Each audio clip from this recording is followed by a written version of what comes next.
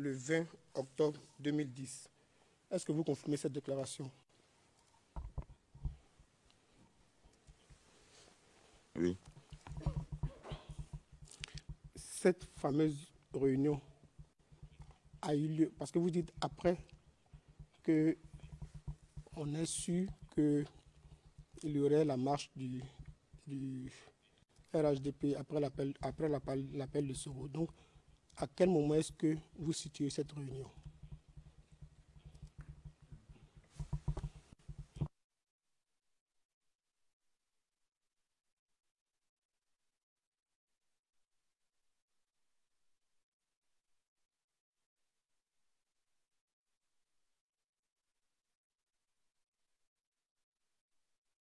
Je la situe avant la marche.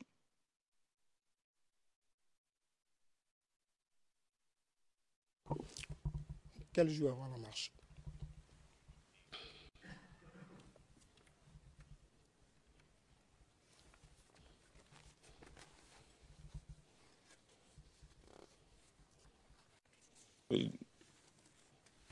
Et deux jours avant la marche.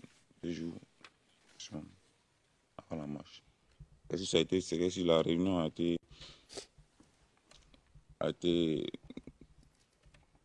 eu lieu après que M. Guillaume Soro ait parlé d'organiser une marche sur l'AIT.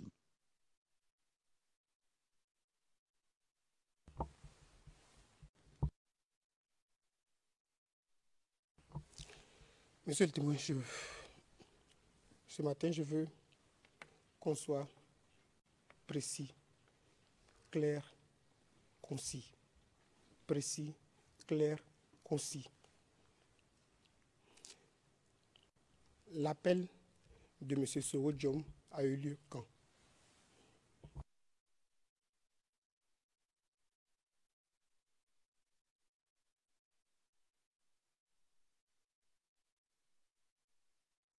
Je pense que l'appel de M. Soro a eu lieu 3 jours avant cette marche-là.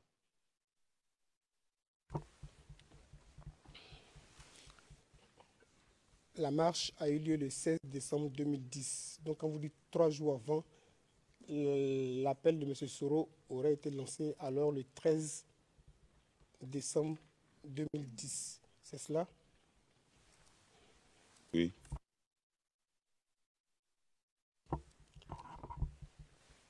Et la réunion avec M. Tagro aurait eu lieu quand alors?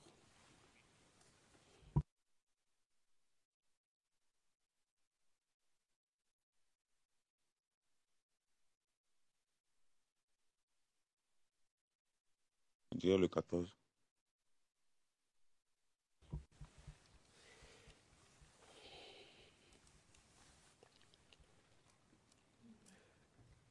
À cette époque,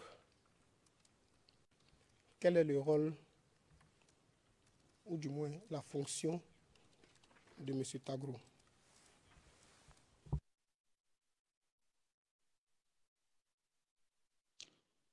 M. Tagro était secrétaire général de la présidence.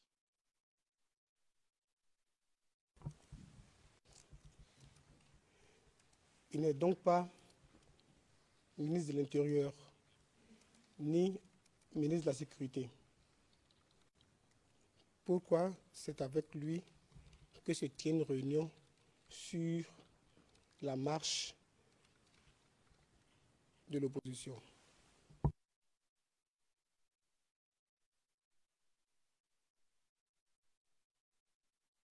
Moi, je ne saurais dire pourquoi. Merci.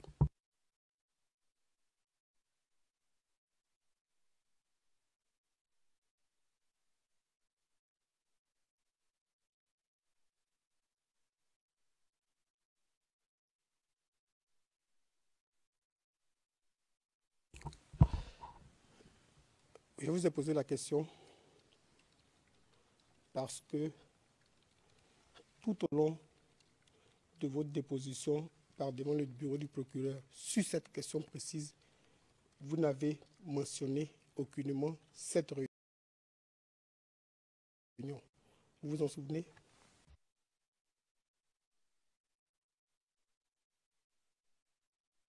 C'est possible. Il ne l'a pas mentionné. Je vais vous rafraîchir la mémoire.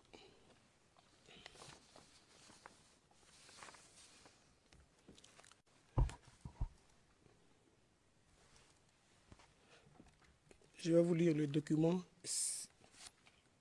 CIV OTP 0063 1765. Page 1 7 7 5. À partir de la ligne 360, parce que je vais d'abord citer la question de l'enquêteur. Donc, ligne 360, l'enquêteur vous demande, et je cite, d'accord, et donc, qui vous a donné la commande ou les instructions de par rapport à cette marche?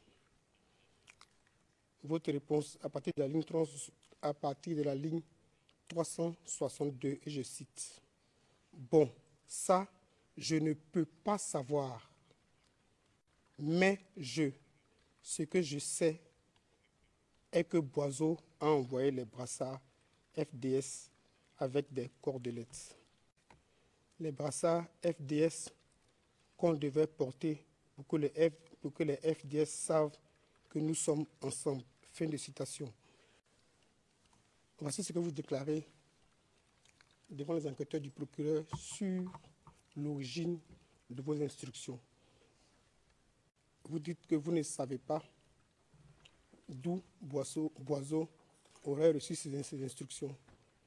Pourtant, ici, quand on vous pose la même question, vous dites qu'il le tiendrait d'une réunion avec le ministre Agro. Qu'est-ce que vous avez à dire par rapport à ça?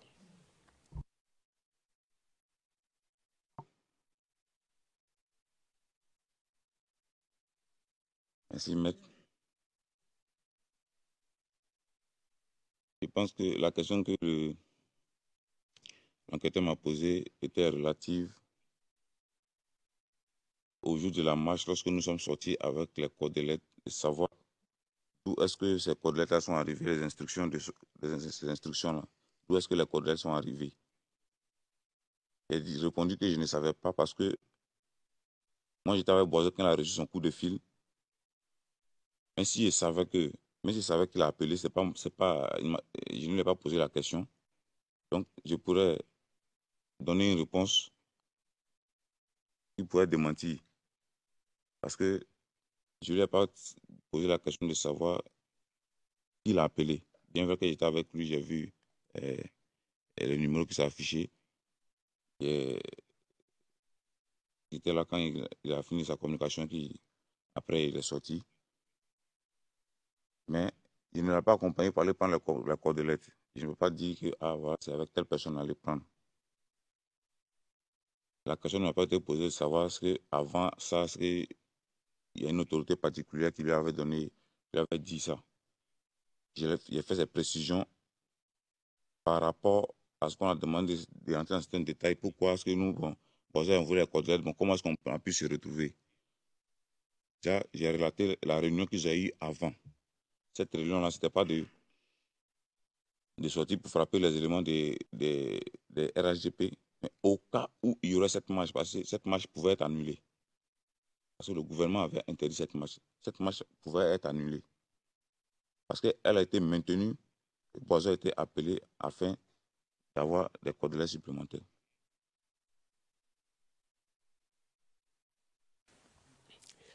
Monsieur le témoin,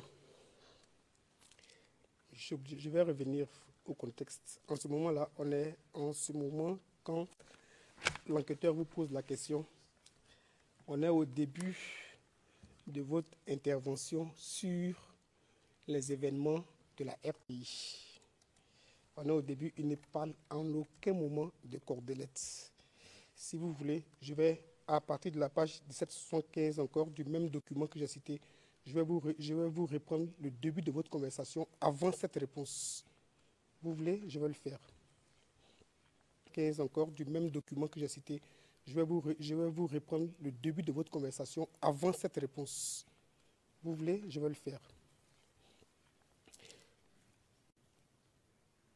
Page 1775.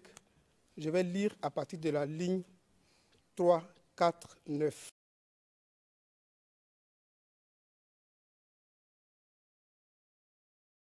Par moi-même, j'ai participé au combat de la RTI et c'est le 5 que je suis rentré au palais.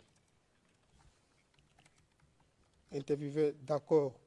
Mais pour revenir plus tôt, donc, la première fois qu'il y avait des éléments du GPP à la RTI, c'était en quel mois? Vous répondez, je cite, c'était en février. L'intervieweur, mais là, vous avez parlé aussi d'une manifestation plus. Vous répondez, je cite, ça, c'était en décembre 2010. Intervieweur, en décembre 2010. Vous continuez, parce qu'il y a eu la marche. Intervieweur, d'accord. Vous continuez, des partisans du RHDP sur la RTI. Et donc, après, c'est là que l'enquêteur vous demande, vous pose la question précise que j'avais lue. D'accord. Et donc, qui vous a donné la commande ou les instructions par rapport à cette marche? Il ne parle pas de cordelettes, il n'a jamais parlé de cordelettes avant ça. C'est le début de votre conversation sur la marche de la RTI. Il ne parle pas de cordelettes. Je vais revenir les cordelettes, il en parle plus tard. Ici, il ne parle pas de cordelettes. Et donc, vous n'évoquez pas, contrairement à ce que vous faites ici, vous ne dites pas quelles instructions ou la commande. Il utilise deux mots ici, instruction et commande. Vous n'évoquez pas la réunion avec un quelconque ministre. Voici votre réponse.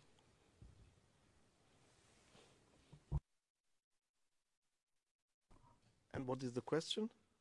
Le président, et quelle est votre question? Vous venez de faire une observation au sujet de ce qui est supposé être une contradiction, mais quelle est votre question, maître?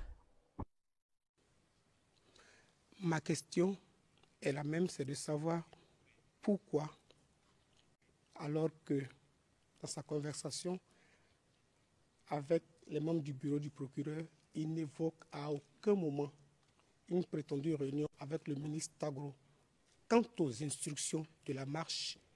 Et ici, il évoque cette prétendue réunion. Voici ma question.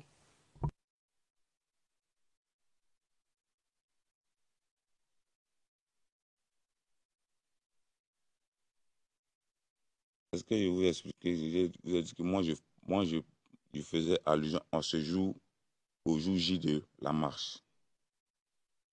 Comment est-ce que le jour de la marche, comment est-ce que nous nous sommes retrouvés sur, euh, euh, sur le théâtre des opérations? C'est à cela que moi je faisais référence. Sinon, ici, je n'ai aussi pas parlé de cordelettes parce que à cette question, je ne suis pas rentré dans certains détails.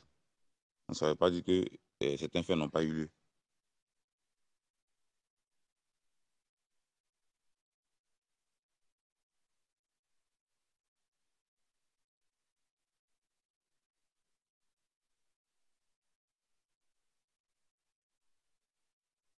Merci.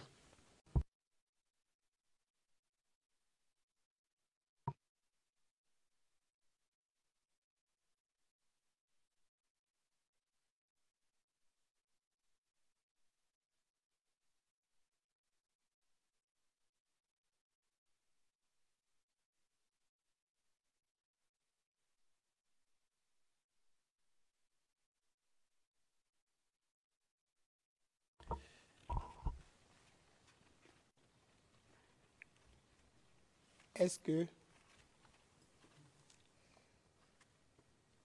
ce jour du fameux 16 décembre 2016, je sais que vous n'étiez pas à Cocody, vos éléments y étaient,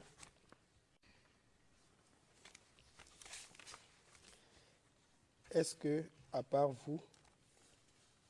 vos éléments bien sûr, il y avait d'autres groupes?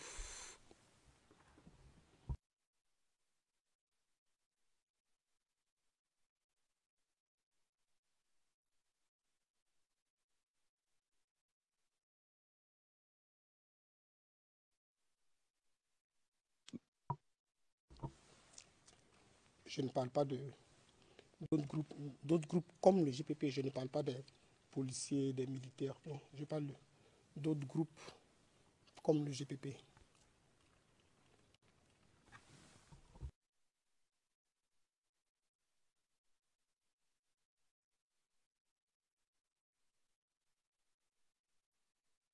Oui.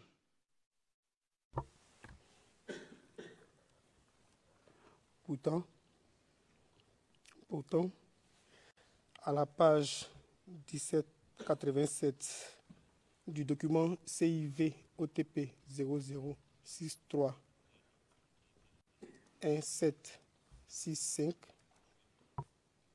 vous dites à la page 1787 à la ligne 789, pardon, la ligne 789, c'est la question du procureur, la même question que je vous ai posée tout de suite. Est-ce que vous savez s'il y avait d'autres milices ou d'autres groupes? C'est la question que le procureur vous pose. Vous répondez en une seule phrase, ligne 790, et je cite, ça, on n'a pas eu ces précisions. Voilà ce que vous dites. Voilà ce que vous dites. Et donc, pourquoi aujourd'hui, vous dites qu'il y avait d'autres groupes?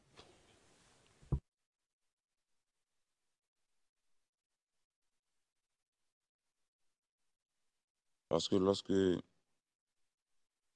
y a eu cette réunion-là, il a dit qu'il y a eu le GPP et d'autres groupes, des responsables d'autres groupes qui ont participé. C'est pas moi qui ai, ce jour-là, c'est pas moi qui lui ai donné les instructions. Donc, normalement, c'est la même instruction qu'on a eue. Donc, aussi, forcément, ils allaient prendre part. Parce que, à part le GPP, j'ai expliqué que même au niveau de Cocody, à part le GPP, il y avait les étudiants aussi,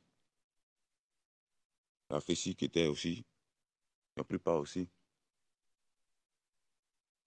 C'est là aussi, ils n'avaient pas les mêmes vides. Ils ont tabassé aussi ils ont tabassé aussi les marchés.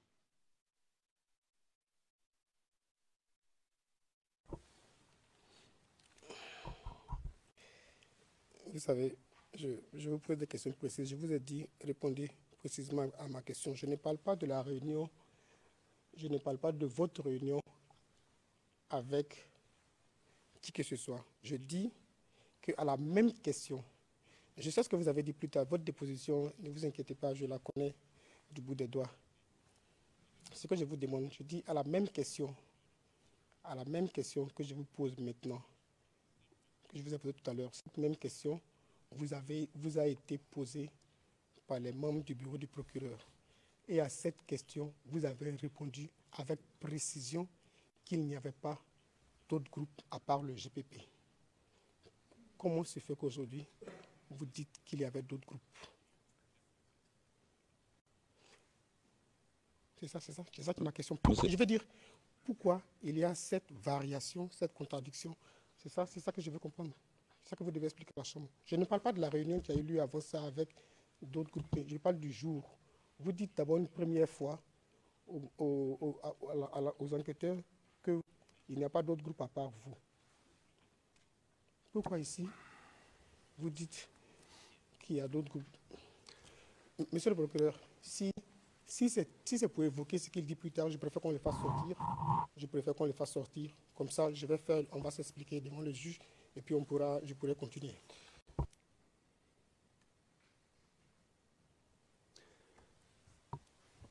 Président, Monsieur le procureur, Monsieur Demirjian, oui, Monsieur le Président, bonjour. Je suis en train de regarder le compte-rendu d'audience auquel fait référence mon confrère.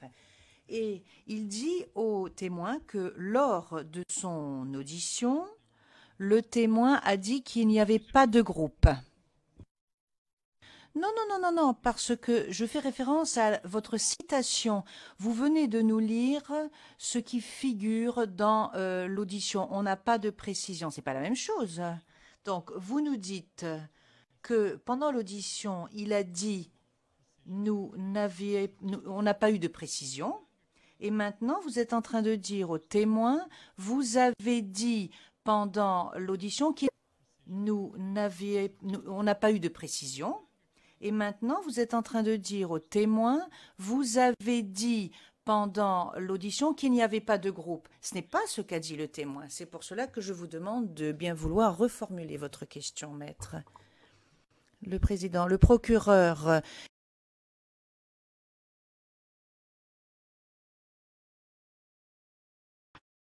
Je ne sais pas trop de... Ma préoccupation est celle-ci.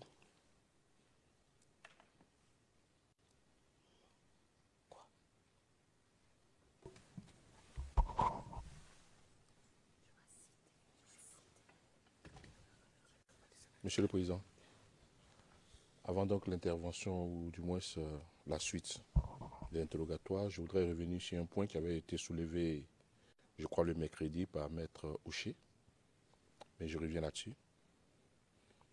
Les consultations fréquentes entre le témoin et son conseil, je pense que c'est un peu gênant.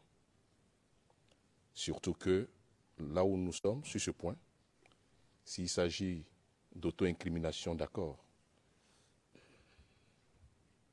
Mais Monsieur le Président, vous conviendrez avec moi que cette réponse que le témoin est en train de donner, apparemment, en ce qui me concerne, n'a rien à voir avec une auto-incrimination. J'ose espérer que leur débat ne sort pas en dehors de ce cadre-là. J'ose espérer.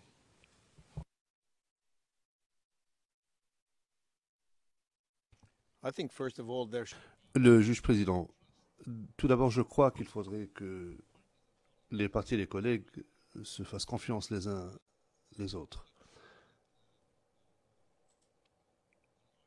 Je ne pense pas que l'avocat du témoin...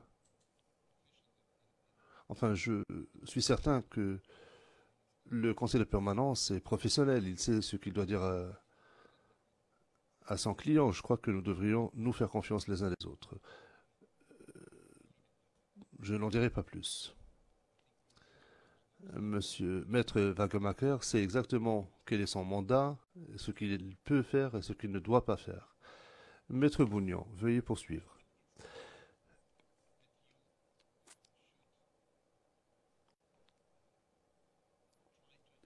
Il ne s'agit pas pour vous d'obtenir simplement la réponse que vous souhaitez obtenir. Une fois que vous avez posé une question au témoin, une fois que vous avez fait ressortir une contradiction, ça s'arrête là. Je ne comprends pas pourquoi vous lui demandez pourquoi vous vous êtes contredit, s'il s'agit effectivement d'une contradiction. Cela fait partie du dossier et plus tard, vous aurez l'occasion de présenter vos arguments. C'est ce que je pense, du moins. Il n'est pas nécessaire de marteler la question ou de faire du surplace en utilisant le même argument. Allez, veuillez poursuivre maintenant. Monsieur le Président, je vais, par rapport à l'objection, enfin, par rapport à l'observation de mon éminent confrère, lui dire que à la page 8 du transcript français, ligne 11, il a dit, Monsieur Bougnon, 2 points. Pourtant, à la page 1787 du document CIV OTP 00631765, excusez-moi, 1765, et je cite exactement ce que le témoin a dit à cette page-là. Donc, je pense que maintenant vous vous retrouvez. Je pense que vous devez vous retrouver maintenant. Merci.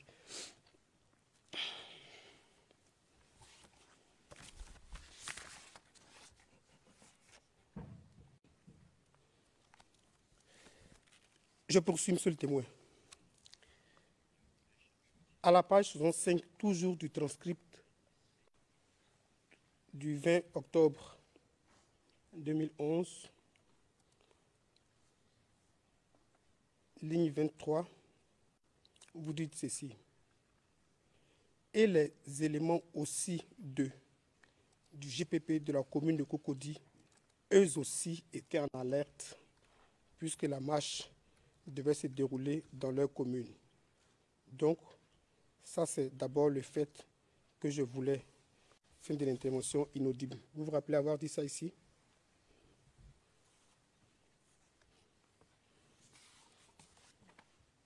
Oui.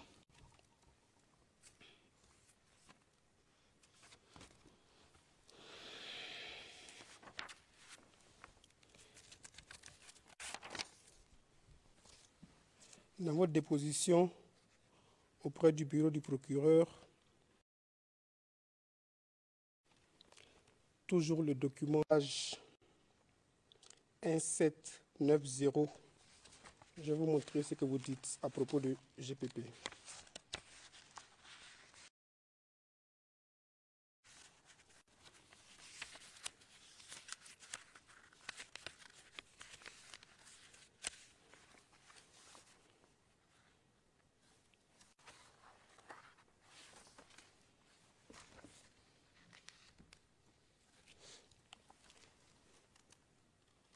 J'avais dit page 1790. Je vais commencer par la question précise de l'enquêteur qui commence à la ligne 902 et je cite: est-ce que vous savez s'il y avait d'autres éléments au GPP qui étaient actifs ce jour-là à part vos éléments?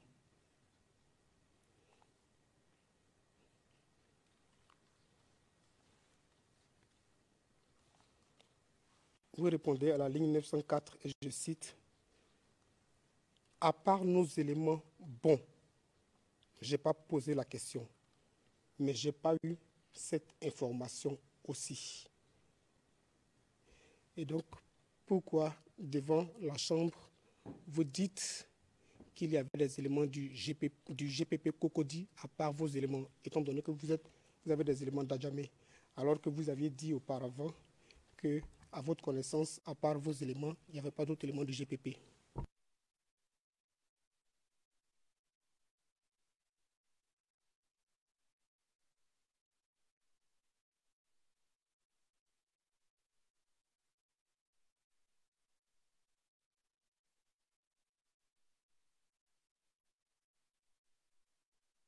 Ce qui n'a pas nos éléments, je n'ai pas posé la question.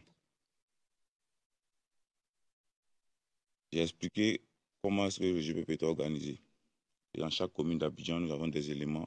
Et lorsqu'il y avait un mot d'ordre, chaque commandant, lorsque le mot d'ordre était passé, chaque commandant dans ces communes-là, dans ces zones-là, s'organisait. Que ce soit lors des barrages, que ce soit quand c'est un mot d'ordre qui était donné, et que à Cocody, puisque eux, c'est leur commune, dans l'une opération qui se passe dans cette zone, forcément, vous allez forcément prendre part. Moi, d'Adjamé, à partir des éléments d'Adjamé, des éléments du camp Cocody, lorsqu'il y a eu des événements, ce n'est pas les éléments de Cocody qui n'ont pas prendre part. Je n'ai pas eu à poser la question, savoir comment est-ce qu'ils ont agi là-bas, mais je sais qu'il ne peut pas avoir un tel événement à Cocody sans que les éléments de Cocody ne prennent part. C'est impossible.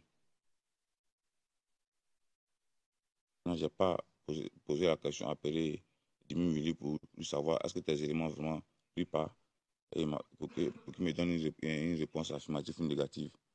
Mais je sais que c'est impossible qu'il n'ait pas pris part à la personne de cette marche-là.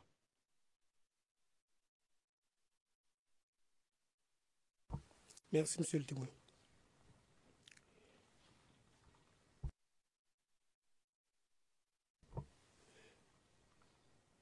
Vous avez une garde personnelle?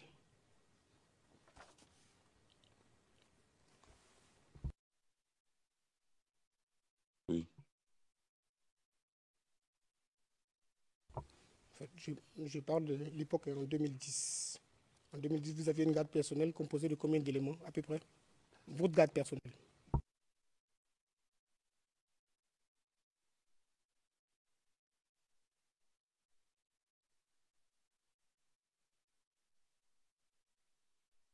Trois éléments. Trois éléments. Comment on dit ça? Il y a trois éléments qui faisaient partie de mon équipage, donc qui étaient permanents avec moi.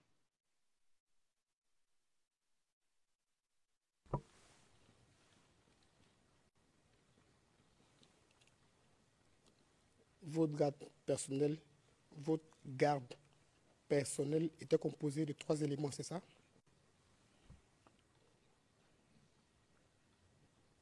J'ai dit trois éléments permanents. S'il y avait besoin lors d'un déplacement de plus, je pourrais mettre des éléments à ma disposition. Mais il y avait trois éléments. S'il y avait besoin lors d'un déplacement de plus, je pourrais mettre des éléments à ma disposition. Mais il y avait trois éléments permanents.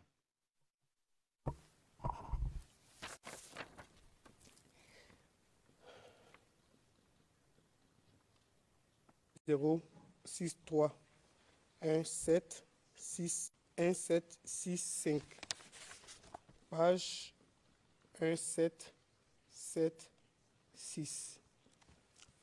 À partir de la ligne 374. Je cite. Mais moi, j'ai bouclé au niveau avec moi-même. Ma garde personnelle au niveau vers le bureau du Bennett, vers la rue Le Pic, le lycée technique là, le Bennett, Bureau national des études techniques et de développement, abrégé Bennett. Vous parlez de quoi? Quand vous parlez de votre garde personnelle, c'est votre garde personnelle que vous avez envoyé à cet endroit?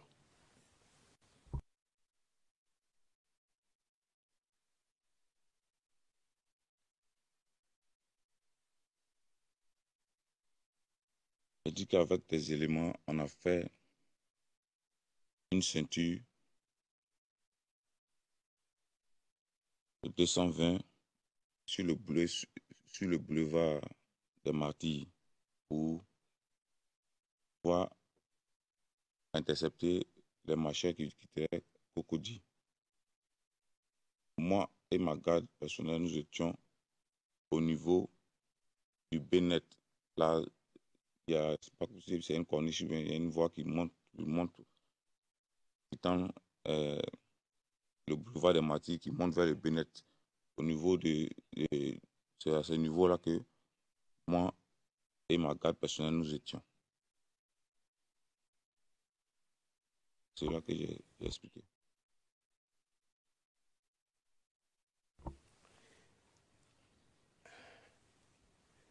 Et donc, vous et votre garde personnelle, composé de trois éléments, si je ne me trompe pas, vous et votre garde personnelle, composé de trois éléments, étiez à Cocody vers le Bennett. C'est ce que vous dites? Parce que je vous ai lu, vous dites que moi, j'ai bouclé au niveau avec moi-même, ma garde personnelle. C'est pour ça que je vous avais demandé, il y a combien de membres dans votre garde personnelle? Vous avez dit qu'il y avait trois. Donc, je n'ai pas compris. C'est pour ça que je vous demande, ça voulait dire quoi, vous, avec votre garde personnelle, en celui-là, au Bennett?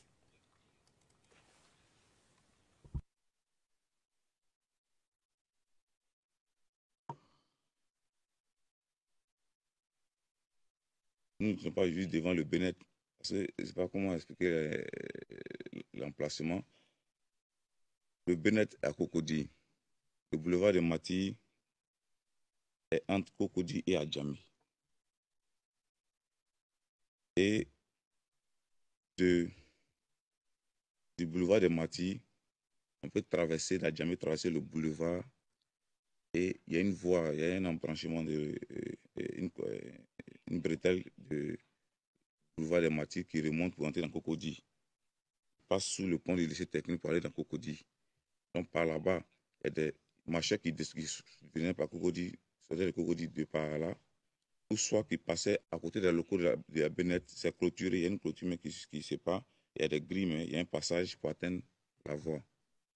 Ils passaient par là et traversaient le boulevard. Donc c'est à ce niveau-là que je ne vais pas situer ça, si c'est à Djamé ou bien je ne vais pas situer ça à Cocody, mais c'est Si c'est trop, c'est à 50 mètres du Bénet.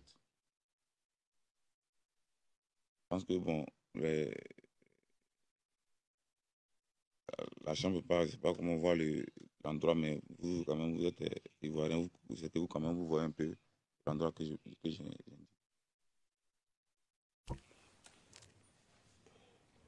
Et donc, ma question précise, elle est celle-ci. Vous êtes à Djamé ou bien vous êtes à Cocody? Votre garde personnel est où? Je vais dire ce que je veux comprendre. Vous-même, bon, d'abord, vous êtes où? Vous êtes à Djamé ou à Cocody? Vous-même.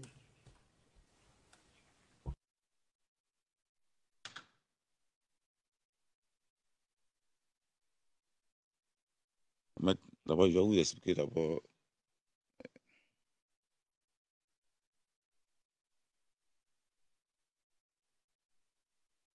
Quand on parle d'intercepter des marcheurs,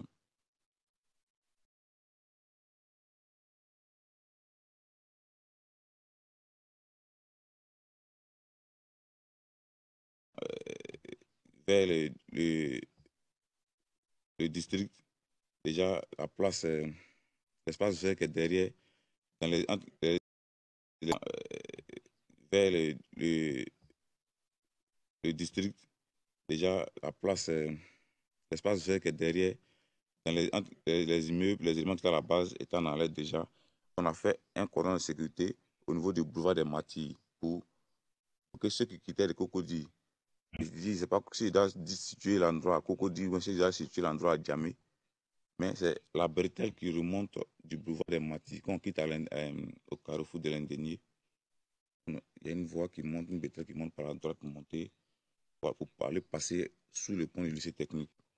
Avant même d'atteindre le pont du lycée technique, il y a il y a les grilles qui servent de clôturer la cité où est situé le Bénet. De par là, il y avait des marcheurs qui passaient soit par le pont du lycée technique pour revenir à Djamé, soit qui passaient par cette grille-là. Parce qu'il y a cette grille-là, il y a une ouverture, il y a comme un portail, où aussi ils passaient pour sortir. Donc, à ce niveau-là, pour atteindre le boulevard pour traverser par Djamé, au niveau du boulevard des Matilles, c'est là que moi j'étais positionné.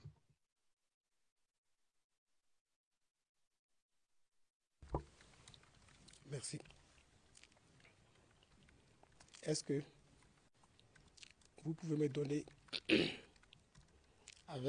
puisque vous décrivez où vous étiez et où vos éléments seraient censés se trouver dans la zone du lycée technique, si je comprends bien, est-ce que vous pouvez me décrire, me dire avec exactitude le dispositif de sécurité avec les éléments de sécurité qui étaient à ces différents endroits que vous venez de citer?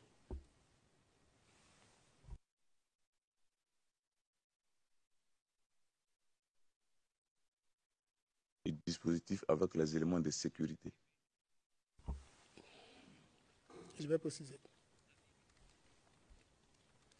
Quels sont les éléments des forces de l'ordre, militaires, gendarmes ou policiers, qui étaient présents aux différents endroits que vous venez de citer? S'il n'y en avait pas aussi, vous pouvez dire qu'il n'y en avait pas. Mais s'ils y étaient, lesquels étaient-ils?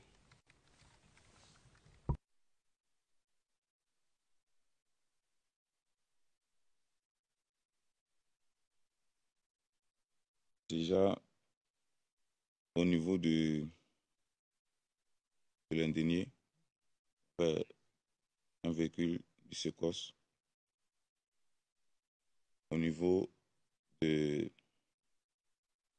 du carrefour Jean Kobena, aussi, il y avait un véhicule aussi du SECOS. Lorsque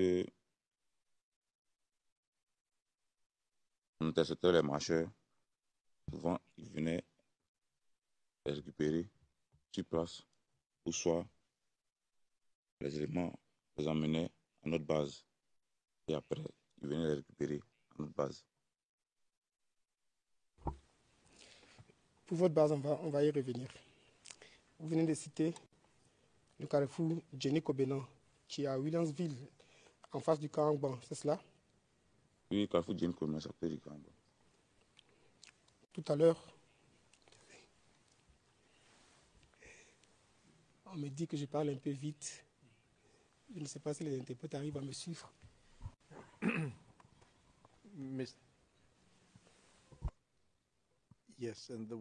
Le juge président, oui, effectivement.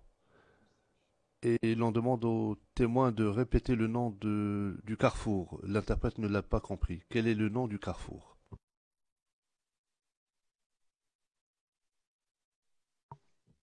Carrefour Jenny Kobenan. Jenny, c'est T-J-E-N.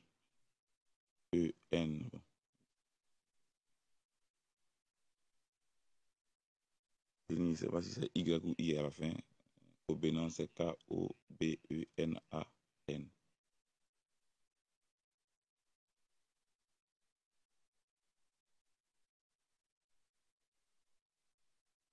Merci, monsieur le témoin. En fait, mon problème, c'est que tout de suite, vous venez de dire, c'est vrai que bon, mais dans tous les cas, après, on saura comment régler ça avec la chambre. Mais vous venez de dire que vos éléments sont au lycée technique. Vous-même, vous êtes un peu plus bas vers les 220 à Djamé. Comment est-ce que vous connaissez le dispositif qui est au carrefour Jenny Kobenan en face de Aban?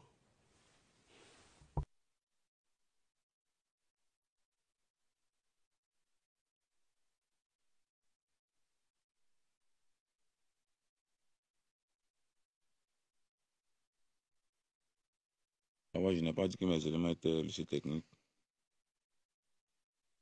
Tout à l'heure, quand j'ai parlé, je n'ai pas dit que mes éléments étaient au lycée technique. J'ai indiqué l'endroit où nous nous trouvions. J'ai parlé du lycée technique en expliquant que de par là, par cette voie-là, on pouvait passer au lycée technique et que les marcheurs, les voies par lesquelles les marcheurs aussi essayaient de passer pour traverser à Djamé, que ce soit par le lycée technique, que ce soit par le Bénet.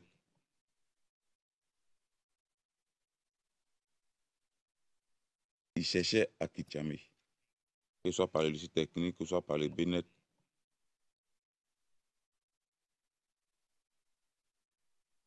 Ils cherchaient à quitter Cocody. Et pour quitter Cocody, pour accéder à Djamé, il y a vraiment tout le long du boulevard, là, c'était un passage.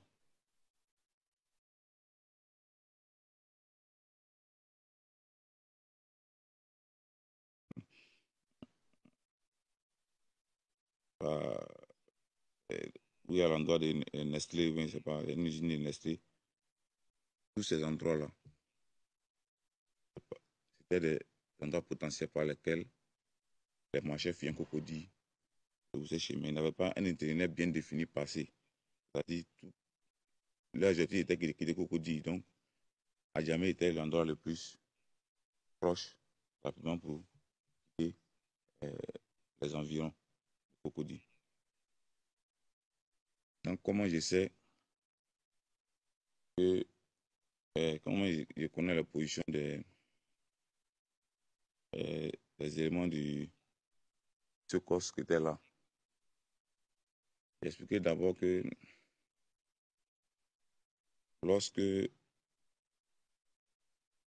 on interceptait les marcheurs, soit ils venaient les chercher, ou soit, si pendant qu'on les a interceptés, eux, ils n'étaient pas là, on les amenait à notre base et on les appelait pour leur signifier qu'on avait des gens en détention dans nos locaux. Donc, lorsqu'ils viennent, même, on dit, bon, on a envoyé des gens chez nous, d'accord, mes petits, d'accord, nous sommes positionnés à tel endroit. Bien, c'est que si on va tourner, mais on va faire il fait chaque fois quand même des passages intermittents pour un peu s'assurer que notre dispositif était clair.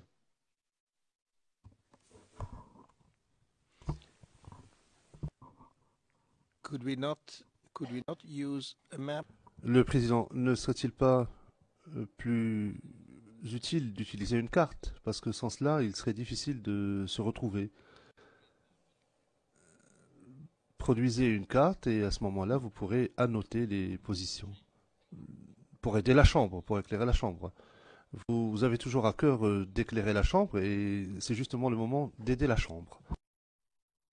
Monsieur Demirjian, Monsieur le Président, si cela peut vous aider, le témoin a déjà dessiné une carte très détaillée et elle figure en annexe à l'interview du témoin.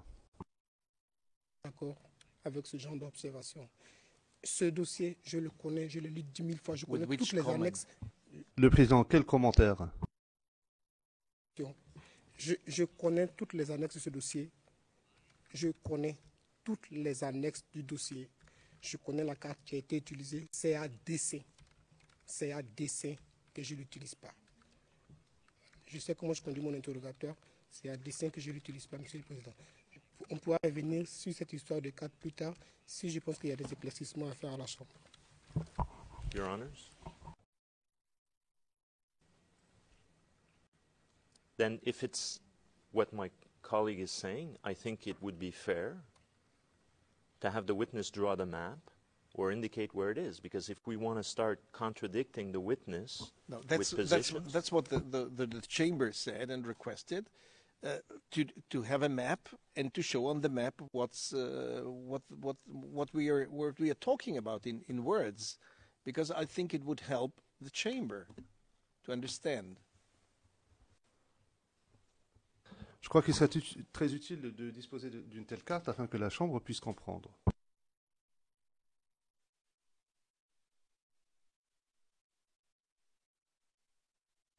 Bon, Monsieur le Président, je vais poursuivre avec d'autres questions et puis tout à l'heure, on va revenir avec la carte.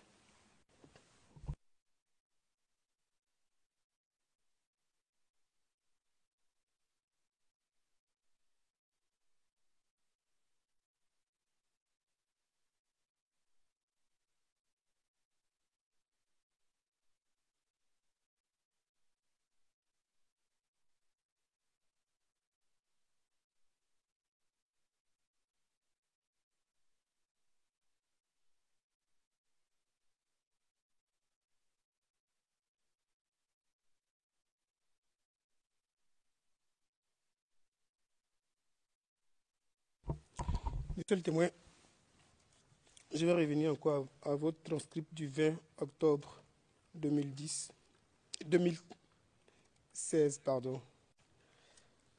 à la page 67-67, ligne 26. Je vous lis d'abord la question du procureur. Est-ce qu'ils étaient armés, parlant des éléments du GPP? Vous répondez à la ligne 27, certains des éléments du GPP. Vous répondez à la ligne 27, certains. Vous confirmez ces propos?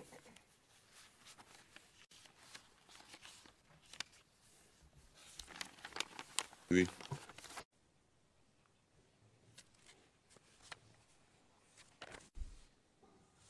Oui. Ok. Par devant les enquêteurs, et ça m'a marqué, par devant les enquêteurs du bureau du procureur, vous avez dit au moins à 7 reprises, qu'il n'y avait pas d'armes. Je vais citer au fur et à mesure les parties de votre déposition où vous dites qu'il n'y avait pas d'armes.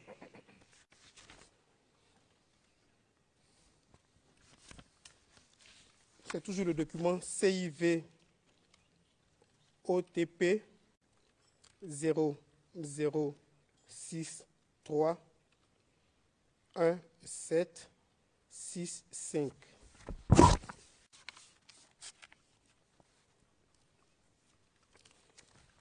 Le premier passage est à la page 1776.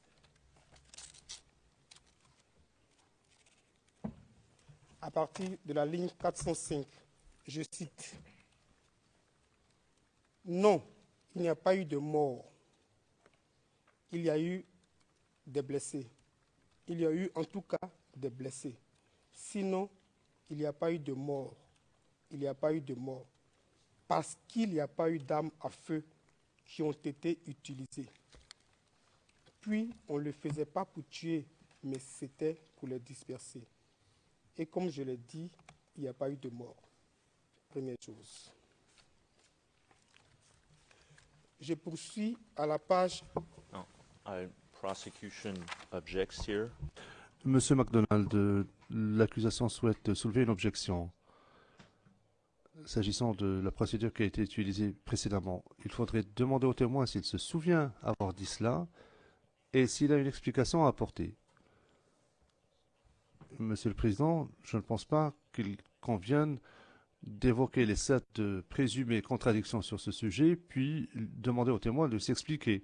Parce qu'à ce moment-là, il faudra revenir à la première, à la deuxième, et ainsi de suite. Il voudrait citer des déclarations antérieures à 7 reprises. Pour être juste envers le témoin, il s'agit simplement d'être juste envers le témoin et de s'assurer que le dossier soit clair. D'ailleurs, je ne sais même pas si cette première soit pertinente. Quoi qu'il en soit, s'il faut évoquer cette citation, à ce moment-là, l'accusation devra poser des questions supplémentaires sur chacune de ces questions-là. C'est pourquoi nous avons parlé de la procédure dès le premier jour de notre interrogatoire. Le juge président.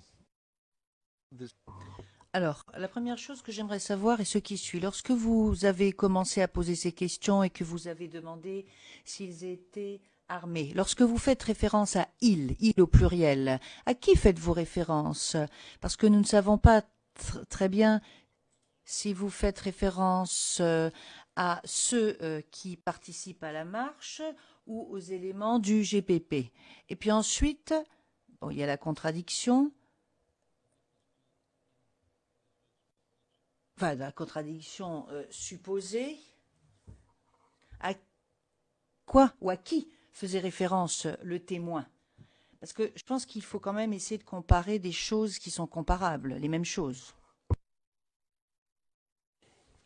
Excusez-moi, c'était pour aller un peu vite. Voici la caisse à la page 67 du transcript du 20 octobre 2016. Première question de l'accusation, ligne 22. Les éléments du GPP qui ont participé à la répression de cette marche étaient habillés comment ce jour-là? Le témoin répond à la ligne 24. L'accusation poursuit. Est-ce qu'ils étaient armés? Le témoin répond. Certains. Voici, monsieur le Président. Yes. Oui. Donc, nous faisons référence au GPP, c'est cela. D'accord, maintenant que cela a été établi, je vous en prie, poursuivez. Et je pense que lorsque vous confrontez le témoin à sa déclaration précédente, il faut toujours citer le passage en question et dire d'où il a été extrait. Voilà, merci.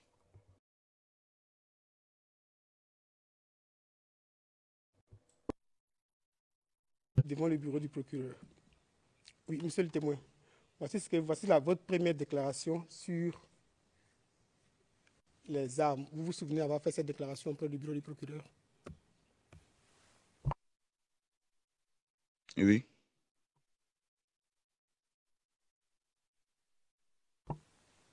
Il y en a plusieurs. Je ne sais pas si je dois les citer toutes, mais peut-être que je serai obligé de les citer.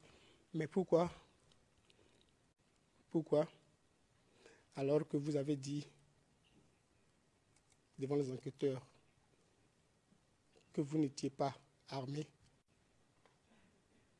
vous dites ici, par devant la chambre, faut citer exactement, hein, parce que là, on rentre dans le domaine de paraphraser. Il faut vraiment mettre au témoin exactement ce qu'il a dit.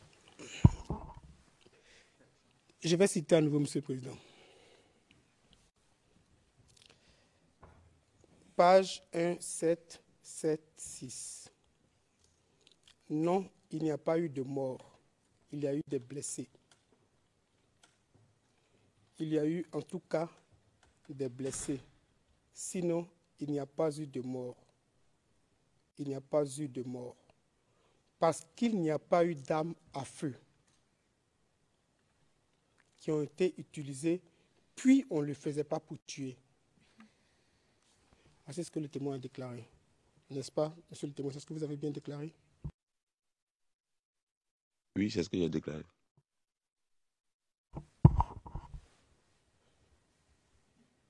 Et donc, pourquoi, devant la Chambre, vous dites que certains étaient armés, alors qu'auparavant, vous avez dit que vous ne portiez pas d'armes à feu? Your Honors, there's a... Monsieur McDonald, Monsieur le Président, il faut quand même faire la part des choses, il faut faire une différence. En fait, je vais demander aux témoins de quitter le prétoire. Nous devons demander aux témoins de s'absenter du prétoire. Excusez-moi, le Président. Monsieur le témoin, vous pouvez, je vous prie, quitter le prétoire? Merci.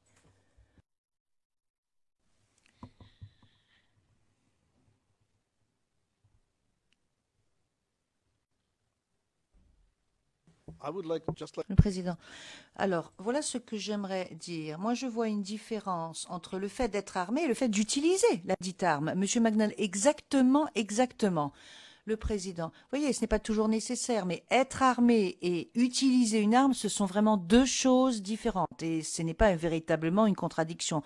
Monsieur McDonald, mais ce que je veux dire, Monsieur le Président, c'est que mon confrère, en agissant de la sorte, à savoir en ne citant pas, il n'établit pas la base, il n'a jamais demandé est-ce que vous aviez des armes. Si la réponse avait été non, il peut tout à fait poser les questions. Mais là, cela induit en erreur le témoin ainsi que les juges de la Chambre. Le président de la Chambre, comme vous le savez, Monsieur McDonald. Oui, je sais, Monsieur le Président. Maître Bougnon. Oui, Monsieur le Maître Bougnon. Il y a dans cette phrase du témoin, il dit d'abord parce qu'il n'y a pas eu d'armes. Sa phrase commence par parce qu'il n'y a pas eu d'armes à feu, avant de parler d'utilisation. Mais si vous voulez, Monsieur le Président, je vous le concède. Je concède, si vous voulez, parce que j'ai dit qu'il le dit à 7 reprises. Je vais citer toutes les fois où il dit qu'il n'y a pas d'armes à feu. Mais je ne demanderai pas, ça je le dis, je ne demanderai pas au témoin s'il possède ou pas des armes à feu. Je l'interroge sur ce qu'il a dit par devant le bureau du procureur. Il a dit à 7 reprises, et il dit un moment, il dit même un moment, je vais le citer tout à l'heure quand il sera là, il dit que ce jour, on n'avait même pas le droit de porter une arme et que si on vous voyait avec une arme, on vous aurait arrêté. Je vais le citer. Ça ne me dérange pas du tout, Monsieur le Président.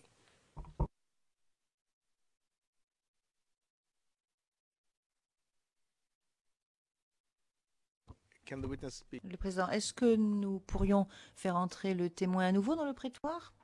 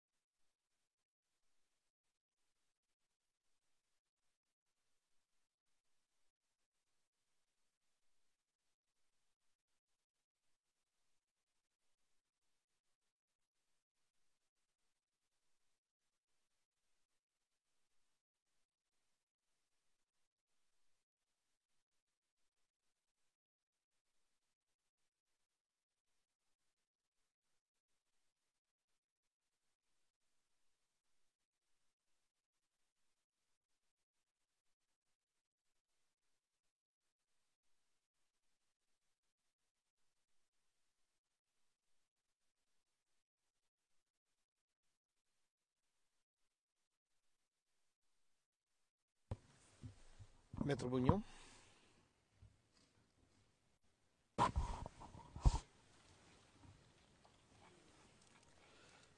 Monsieur le témoin, on va continuer avec le même document. C'est toujours CIV OTP 00631765, page 1778. Pour être juste, je vais commencer au début de la page, à partir de la ligne 447. Vous dites qui était de disperser la foule avec les cordelettes. L'enquêteur, et donc d'où avez-vous? Vous répondez à la ligne 450, on n'avait pas d'armes. Voici votre réponse, on n'avait pas d'armes. Alors pourquoi est-ce que ici vous dites que certains étaient armés?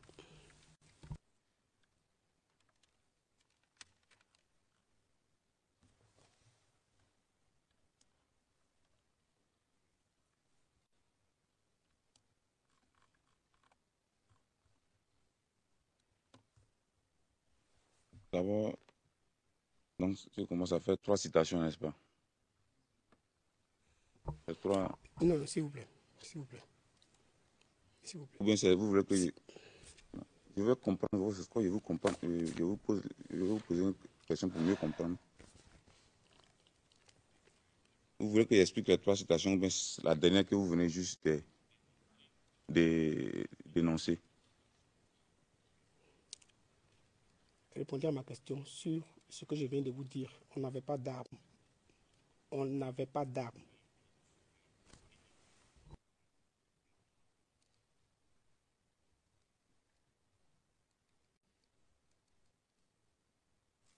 Lorsque je parlais de la dernière citation, je parlais d'armes à feu.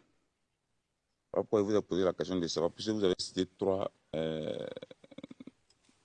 déclarations. On m'a posé la question de savoir, est-ce que vous avez d'armes? Il m'a dit certains. Parce que d'abord, quand on parle d'armes, d'abord, il y a les armes à feu. On m'a posé la question de savoir, est-ce que vous avez d'armes? Il m'a dit certains. Parce que d'abord, quand on parle d'armes, d'abord, il y a les armes à feu, il y a les armes blanches. La cordelette est une arme. Avec la cordelette, on peut tuer. La cordelette, si on voit la cordelette avec un civil, c'est un délit. C'est comme avoir une arme d'arme là. Donc, il dit non, on n'avait pas d'arme. En matière d'armes à feu, on n'a pas eu l'autorisation. On n'a pas donné l'autorisation de sortir avec les armes à feu au niveau d'Adjamé. Mais la cordelette,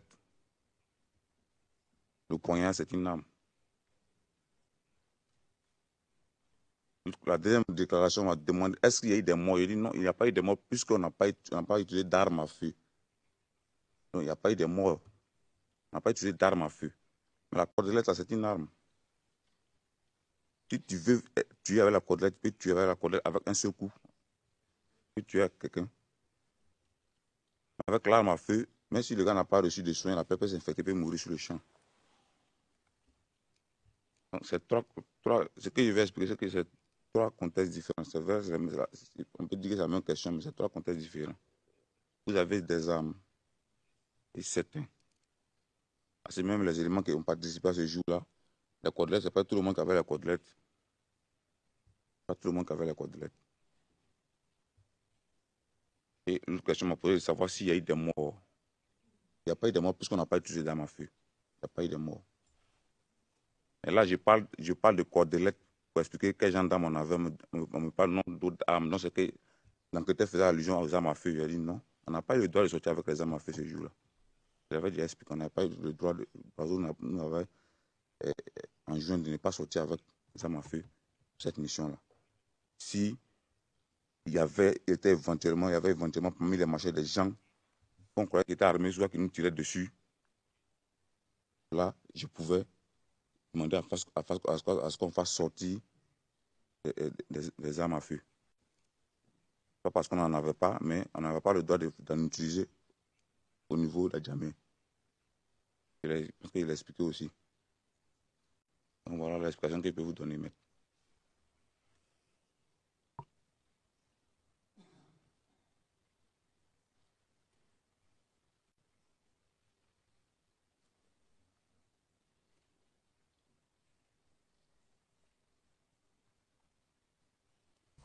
Monsieur le témoin, je lis le transcript français, page 26, la cordelette, page 26 à la ligne 13, la cordelette, c'est une arme, mais la cordelette, tu peux tuer. C'est ce que vous venez de mentionner, c'est ça? Sur cette même cordelette, vous avez dit aux enquêteurs du procureur, toujours document CIV OTP 0063 1765, page 1792. Vous dites à la ligne 976, à ma connaissance, les cordelettes ne tuent pas. Voici ce que vous avez dit aux enquêteurs du bureau du procureur. À ma connaissance, les cordelettes ne tuent pas. Pourquoi aujourd'hui vous venez dire ici que les cordelettes, c'est une arme qui peut tuer?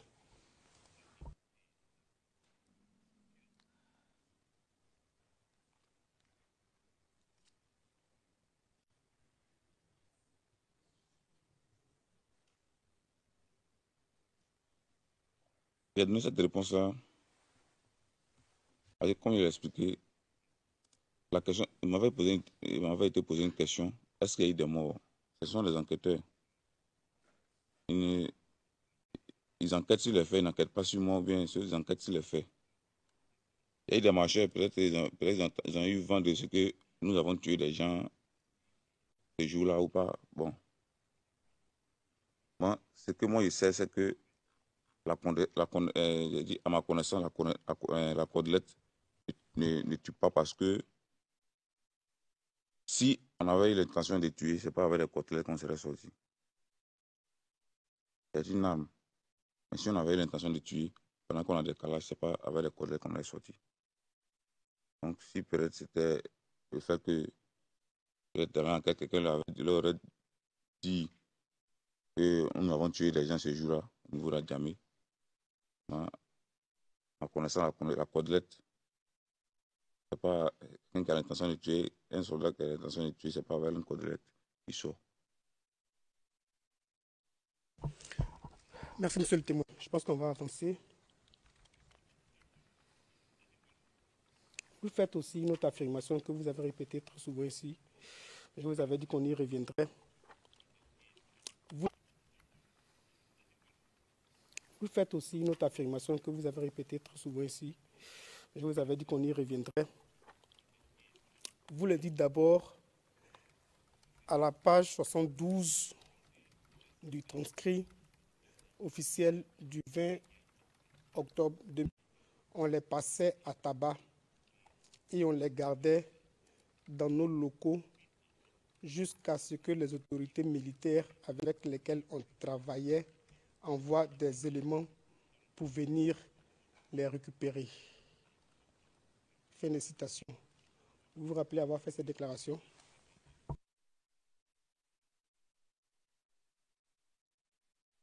Oui.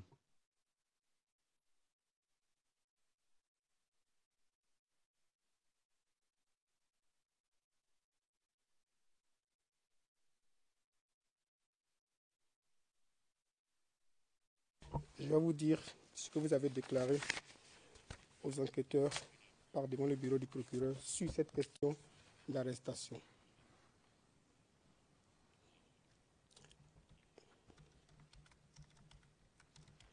Je vais lire pour ne pas qu'il y ait des... j'ai su le courroux de mes adversaires. Je vais lire à partir de la page 1790. C'est toujours le document, excusez-moi, CIV OTP 631765. Page 1790. À partir de la ligne 891, je cite, c'est les FDS qui étaient là-bas. Les éléments de la CRS, c'est eux qui les amenaient à la police. Parce que c'était la police. La CRS, c'est là forcément. C'est la police qui doit envoyer les éléments à la police. Les gendarmes ne peuvent pas arrêter des gens pour les envoyer à la police directement comme ça. Ligne 895, l'intervieweur, est-ce qu'il y avait des éléments du GPP à la préfecture? Ligne 896, vous répondez, non, non. Nous, on n'avait pas le droit d'arrêter. J'ai bien donné les deux missions qu'on avait. Disperser ceux qui étaient dans le périmètre et empêcher les autres d'accéder au périmètre. On n'avait pas d'ordre d'arrêter. On n'avait pas ce statut d'arrêter là. Vous dites enfin, à la ligne 900, voilà pourquoi ceux qui sont entrés à Adjamé, on les a dispersés. On ne les a pas envoyés au commissariat ni quelque chose. On a dispersé. C'est ce que je vous ai dit. Vous vous souvenez avoir dit ça? Oui. Et donc, pourquoi, devant la Chambre, vous affirmez avoir arrêté des gens, les avoir détenus dans vos locaux, alors que, devant les enquêteurs du bureau du procureur, vous êtes formel pour dire que ce jour-là, vous n'avez arrêté personne et que ce n'était pas votre rôle?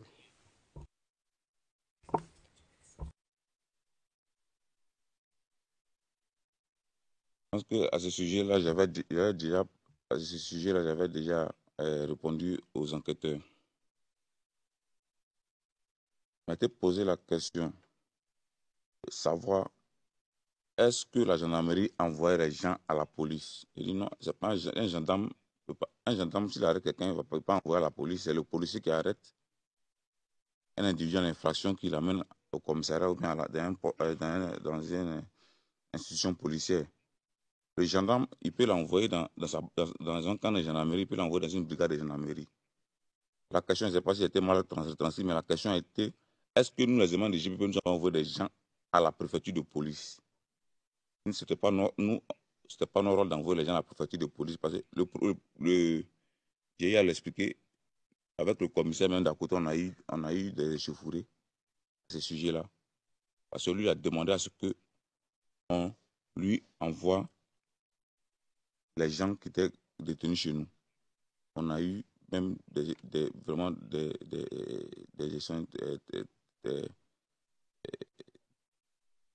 très houleux, jusqu'à ce que Boiseau lui-même vienne intervenir et s'entretenir avec le commissaire à ce sujet.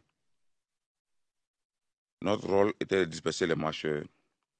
Les éléments de FDS n'étaient pas en présence. Nous, on devait... C'est eux qui avaient les véhicules, qui les récupéraient et qui partaient avec eux. Si ils faisaient de leur position, ils faisaient des navettes intermittentes pour récupérer les éléments. Nous, on les bloquait, on les leur remettait. Si on voit que le temps qu'ils mettaient à venir, des navettes intermittentes pour récupérer les éléments. Nous, on les bloquait, on les leur remettait. Si on voit que le temps qu'ils mettaient à venir, ça durait que les gens descendaient, on les envoyait à la base.